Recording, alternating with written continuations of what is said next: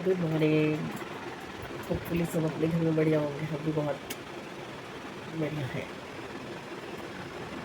अब बस आधे पौने घंटे से नींद खुली हुई है, पर आंखें खुलती हैं फिर नींद आ जाती है, आंखें खुलती हैं फिर नींद आ जाती है। रूटीन में इतनी जल्दी आँख खुलती नहीं है।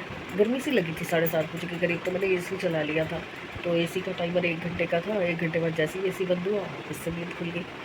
और अब फिर मैंने सोचा उठ ही जाती हूँ, 9:30 हो रहे हैं, समृद्ध की ड्रेस प्रेस करूँगी, उसके लिए टिफ़िन बनाऊँगी। करते करते में सुबह का टाइम हो जाएगा और टिया भी आने वाली होगी, तो टिया को भी भूख लगी होगी तो कुछ खाने की। बैक में पेन है अभी, उठने बैठने में और थोड़ा सा चलने में, मतलब जहाँ पे झटका लगता है ना वहाँ पे हो रहा है। अदरवाइज़ गुड, सब ठीक है। अच्छा दिन चढ़ा है, अच्छी सुबह हुई है, ब्राइट एकदम। तो देखते हैं आज का दिन कैसे चलता है। चलिए निकले कमरे से। हेलो जी, हेलो। आ गई मैं वापस से। मैं बना रही हूँ अब समृद्ध का टिफ़िन।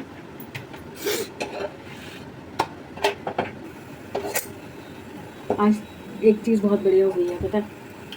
टाइम से उठ गई थी क्योंकि रात को टाइम से सो गई थी। टाइम से तो क्या मतलब, 1-1.5 घंटा पहले सो गई थी। सुबह 4-5 बजे नींद आती है और कल रात को मैं 1:30-2 बजे सो गई थी। तो उससे बेनिफिट क्या हुआ, सुबह जल्दी नींद खुल गई। जल्दी नींद खुल गई तो सब्जी बन गई, चाय टाइम से पी ली, खाना बना लिया। देखो गोभी आलू। बड़ा रिलीफ मिलता है कि एटलीस्ट कोई सब्ज़ी बनी हुई है तो मैं बच्चों को दे सकती हूँ। इवन अभी सब्ज़ी बन ही रही थी तो ये भी घर पे ही थे, पर इनको लेट हो रहा था तो ये निकल गए। तो सब्ज़ी थोड़ी कच्ची पक्की थी उस टाइम पे। जबकि दिया आ गई थी, मैं दिया के लिए पराठे बना रही थी, पर भैया इनके मूड की तो यही बता सकते हैं, मैं तो नहीं बता सकती। तो मैं आई थी आपको एक चीज़ बताने के लिए। मुझसे ना थोड़े दिन पहले किसी ने बोला था ब्लॉग के कमेंट्स में कि चाय जो सपना ने मुझे बताई थी देसी घी डाल के पीने के लिए, तो उनकी बोन्स में दर्द है, घुटनों वगैरह में। तो क्या उसका असर बोन्स के लिए भी होता है? तो ऑब्वियसली मुझे उस चीज़ का पता नहीं था क्योंकि मैंने तो लूज़ मोशन के लिए पिया था वो। बट मैं एक चीज़ बताना चाहूँगी आपको। मैंने जो टोटका किया है, टोटका इन द सेंस मैंने जो फॉर्मूला यूज़ किया है हल्दी वाला, ये देखिए, ये येलो रोटी है अगर आप देख पाएँ। तो मेरे को किसी ने बोला था हल्दी वाला दूध पिया करो रोज़ रात को। तो मेरे से ना हल्दी नहीं पी जा सकती और दूध तो मैं वैसे ही नहीं पीती। तो मैंने क्या किया, मैंने किसी और के ब्लॉग में देखा था कि वो क्या करते थे कि बच्चे, जैसे छोटे छोटे बच्चे थे तो बच्चे साग नहीं खाते, मेथी नहीं खाते, बीट रूट नहीं खाते। तो उन्होंने क्या एक्सपेरिमेंट किया कि उन्होंने ना आटे में ये सारी चीज़ें डालनी शुरू कर दी और एक वो बनाते थे हल्दी का आटा। तो मैंने उनके देख के ये हल्दी का आटा गूंदना शुरू किया और कंटिन्यूसली मुझे 2 महीने के करीब हो गए हैं, मैंने लगातार प्लेन आटा लिया ही नहीं है, या बीट रूट का या हल्दी वाला, या फिर कभी पालक आ गई तो पालक का या मेथी का आटा गूंदती। तो मुझे इन अंगूठों में, अगर आपको पिछले ब्लॉग याद हो तो अंगूठों में बहुत पेन था, मैं आटा भी नहीं गूंद पा रही थी। मैं किचन का कोई काम करने में, मतलब प्लेट वगैरह पकड़ने में भी दिक्कत हो रही थी। इस पोर्शन में ना मुझे आर्थराइटिस शुरू हो रहा था, तो वो एक्सरे में डिटेक्ट हो गया था। डॉक्टर ने तो अपनी दवाइयाँ दी थी, 1 हफ्ता 10 दिन की दवाइयाँ थी, वो मैंने ली। साथ साथ मैंने ये हल्दी वाला टोटका किया कि मैंने आटे में हल्दी डाल के खाना शुरू किया। मतलब प्लेन रोटी की जगह मैंने येलो रोटी खानी शुरू कर दी। आटे में थोड़ा सा नमक आईडीएस है और थोड़ी सी हल्दी और ज़रा सा रिफाइंड, ये 3 चीज़ें डाल के और मैं आटा गूंदवाती थी इनफैक्ट। अब तो मैं खुद ही गूंद लेती हूँ क्योंकि मेरा दर्द बिल्कुल ठीक हो चुका है। तो जब ये 2 महीने हो चुके हैं और मुझे उसका असर मिल रहा है, उसका बेनिफिट मुझे मिल रहा है, तो मुझे लगा कि मुझे आपसे शेयर करना चाहिए। मुझे उनका नाम याद नहीं आ रहा कि वो कौन थे जिन्होंने मुझसे ये पूछा था हड्डियों के दर्द के लिए, पर अगर वो मेरे ब्लॉग आज भी देखते हैं तो उनको ये चीज़ से पता चल जाएगा कि वो ये आज़मा सकते हैं। अगर वो हल्दी वाला दूध पी सकते हैं तो वो तो बेस्ट रहेगा कि डायरेक्ट हल्दी वाला दूध पी लें, कोसा कोसा दूध रात को पी के सोएं। अगर नहीं तो ये भी काम करेगी चीज़, क्योंकि मेरे ये देखिए दोनों अंगूठों में बिल्कुल दर्द नहीं है। नहीं तो अगर आपको याद हो कि सपना के यहाँ जाने से पहले मैं कितना परेशान थी कि मैं कैसे बटूंगी सेवियाँ। सपना ने मुझसे सेवियाँ मांगी है तो वो सेवियों की प्रैक्टिस मैं करती रही, मतलब सेवियाँ बटती रही। तो उससे एक तो एक्सरसाइज होती रही और दूसरा मैंने उससे थोड़े टाइम पहले से ही ये हल्दी वाला टोटका शुरू कर दिया था, तो मुझे बहुत जल्दी फ़र्क पड़ गया। तो बस यही बताना चाह रही थी कि अगर किसी को बोन्स की कोई भी प्रॉब्लम है, अभी जैसे मुझे बैक का प्रॉब्लम है, वो तो देखो बहुत बड़ा प्रॉब्लम है, हड्डी टूटना बहुत बड़ी चीज़ है, तो उसमें तो एकदम से इतना फ़र्क नहीं आ सकता। पर पहले से इतना फ़र्क है कि अगर पहले मुझे झटका लगता था और मुझे पेन शुरू होता था, तो कम से कम एक हफ्ते से मतलब 6 से 8 दिन तक मैं बेड पे हो जाती थी, जबकि ऑपरेशन को इतना टाइम हो चुका है उसके बावजूद भी। पर अभी आपके सामने देख लो, मुझे 2 दिन हो गए, पेन है पर बहुत हल्का है, बहुत हल्का इन द सेंस बेरेबल है। और मैं काम वाम भी कर रही हूँ साथ साथ। बस एक ही दिन था जब मुझे थोड़ा ज़्यादा पेन हो रहा था, तो मैंने कॉम्बीफ्लेम खा ली थी, क्योंकि मुझे ना अपनी जो पेन किलर है उसका नाम ही नहीं याद आ रहा, तो मैंने पेन किलर की उस पर मैंने कॉम्बीफ्लेम खा ली थी। कॉम्बीफ्लेम थी तो मुझे फ़र्क थोड़ा आराम आ गया था, बट वो आराम नहीं मिलता ना जैसे चाहिए होता है। और अभी मुझे दिया ने याद कराया कि मेरी जो टैबलेट का नाम है वो है अल्ट्रासेट की टैबलेट मेरे पास पड़ी थी, अभी चेक करूँगी, क्योंकि वो दवाई जो है ना वो स्ट्रेट अवे असर करेगी कमर के दर्द में। टिफ़िन तो बन गया, अब बस इसको पैक करना है और उसके बाद झाड़ू लगाना है और नहाना है। आज पोछा नहीं लगा दूँगी, कल तो झाड़ू भी नहीं लगा पाई थी, चाल ही टेढ़ी हो जाती है तो झाड़ू लगाना तो बहुत मुश्किल बात है। चलिए ये सब निपटा के फिर आती हूँ, फिर कुछ अच्छी अच्छी बातें करते हैं। नहाने घुसने ही लगी थी कि एकदम से ये पार्सल आ गया, इसको अंदर रखते हैं। काम वाम हो चुका है मेरा, सफाई कर ली है, ये बाहर से कपड़े उतार लाई हूँ, बेल्ट वगैरह सब मैंने अभी पैक कर दिया है।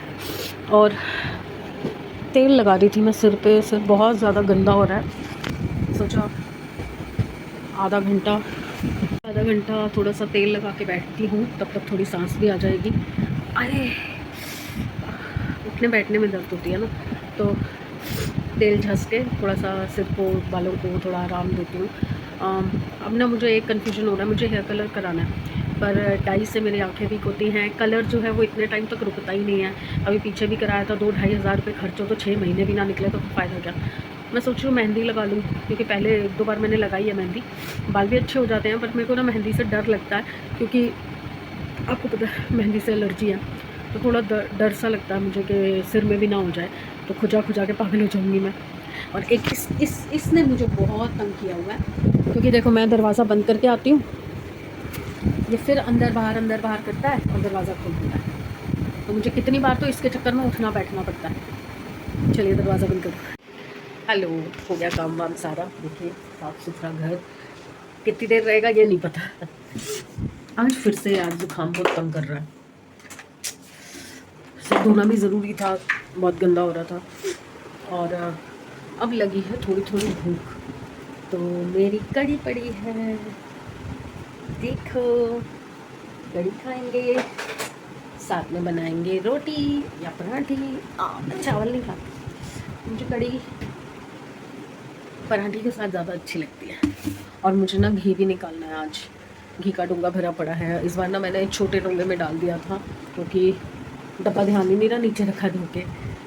ये देखिए ये भी भरा पड़ा है, तो ये सूप बाउल्स, और मैं इनको यूज़ कर लेती हूँ कैसे भी, किसी भी चीज़ के लिए। तो अब मैं आई हूँ नाश्ता बनाने और घी चढ़ाने, तो घी को तो अभी बाहर रखना पड़ेगा थोड़ी देर के लिए। बैक कल ये आए थे रात को, काफ़ी लेट आए थे, क्योंकि वहाँ से गाड़ी ड्राइव करके आए थे अपने बॉस के साथ, तो काफ़ी देर लग गई थी इनको, बहुत रश था कह रहे। हाँ, मेरे से ज़्यादा बात नहीं हो पाती इनकी, क्योंकि हमारा ना टाइम शेड्यूल नहीं मैच होता। जब ये निकलते हैं मैं सो रही होती हूँ, और जब ये आते हैं तो तब मैं घर के कामों में लगी होती हूँ, अपनी एडिटिंग वगैरह करती हूँ। ये देखो बुढ़ापा हर जगह से झलक रहा है, हर जगह से। नहीं हो पाती इनसे ज़्यादा बात, बट ठीक है, लाइफ है। एक वक्त वो भी तो था जब एक दूसरे के बिना एक सेकंड भी नहीं रहते थे, और फिर जब लड़ाई होती थी ना, तो मन करता था क्यों। बट अब ये एज ऐसी है कि अब ना उन चीज़ों का वो सब टाइम निकल चुका लग रहा है मुझे, कि आपके कुछ छोटी छोटी बातों को लेके नाराज़गियाँ हो या कोई चीज़ हो। हाँ, आप फ्रस्ट्रेशन ज़्यादा है कि इतने साल हो गए, ये चीज़ अभी भी ऐसी है, ये चीज़ अभी भी ऐसी है, कुछ चीज़ें नहीं बदलती, क्योंकि कई चीज़ों में ना लोग स्वभाव बदल ही नहीं पाते अपना। तो काफ़ी हद तक लाइफ में बहुत सारे चेंजेस आ जाते हैं इस टाइम तक, बट कई चीज़ें जो हैं वो सिमिलर की सिमिलर रहती हैं, बस तरीका बदल जाता है। अब कुछ नहीं है, कोई टाइम पास नहीं है। और हाँ, मुझे आपसे बात करनी थी कॉन्सेप्ट के बारे में। अच्छा चलो छोड़ो, आज मैं आपको बताती हूँ कि शादी के अगले दिन क्या हुआ। अच्छा शादी जब फेरे वगैरह हो गए, सब कुछ हो के हम लोग सुबह जब घर आना था, डोली विदा हो रही थी। डोली विदा होके सबसे पहले हम गए थे गुरुद्वारे मत्था टेकने, क्योंकि बिना मंदिर या गुरुद्वारे जाए हमारे में घर नहीं आते। उसके बाद हम घर पहुँचे, तो घर पहुँचे तो दरवाजे पे जैसे हमें खड़ा किया। अब मम्मी हमारे साथ आए थे और अंदर थे बुआ जी। अब किसी को समझ ही नहीं आ रहा कि तेल कहाँ पड़ा है, क्योंकि देखो घर में जिसका घर होता है ना उसको बेटर पता होता है कि क्या चीज़ कहाँ रखी हुई है। अब मम्मी थी दूसरी गाड़ी में और हम पहले पहुंच चुके थे, तो बुआ जी अंदर थे। बुआ जी ढूंढ रहे कि भाई तेल कहाँ रखा है, तेल कहाँ रखा है। और हमारी शादी जिस टाइम पे हुई थी, मोबाइल बहुत ही रेयर किसी के पास होता था, तो मोबाइल शायद मेरे जेठ जी के पास था उस टाइम पे। बाकी और शायद किसी के पास नहीं था। तो अब वेट करो, खड़े रहो वहाँ पे।